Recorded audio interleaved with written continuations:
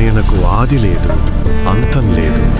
ఆయన శూన్యం, ఆయనే అనంతం. ఒక చేతిలో సృష్టికి మూలమైన డమురకం, మరో చేతిలో వినాశనానికి చిహ్నమైన త్రిశూలం.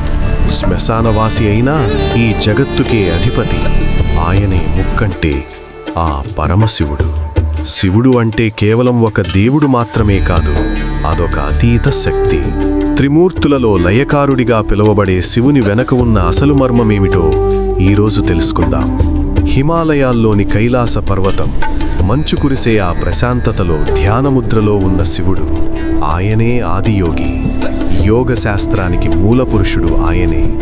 1000 ఏళ్ల క్రితం ఆయన తన జ్ఞానాన్ని 7 శిష్యులకు అంటే సప్తఋషులకు బోధించారు.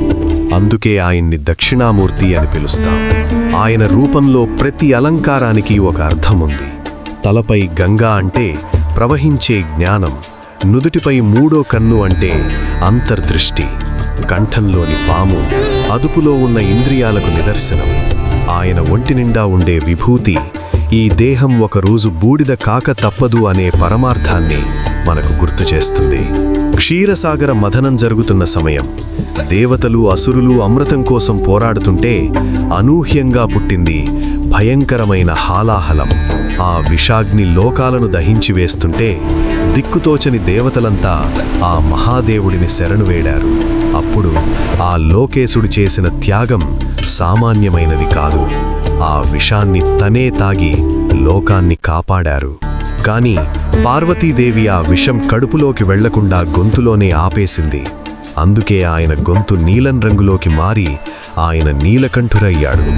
లోకం కోసం విషాన్ని మింగిన త్యాగమూర్తి ఆయన. చివరగా శివుడు అంటే ఎక్కడో కైలాసంలో ఉండే ఆకారం కాదు, అదొక స్థితి. మనలో ఉన్న అహంకారాన్ని, కోపాన్ని, అజ్ఞానాన్ని దహించివేయడమే నిజమైన శివారాధన. నిశ్చలంగా ఉండే నిశ్శబ్దం శివుడు, ప్రవహించే ప్రతి ప్రాణం శివుడు. మీ మనసులోని ఆ మహాదేవుడిని తలుచుకోండి. ఓం నమః శివాయ. ఈ వీడియో మీకు నచ్చితే మీరు మెచ్చిన ఆ శివనామాన్ని కామెంట్ చేయండి. ఓం నమః శివాయ.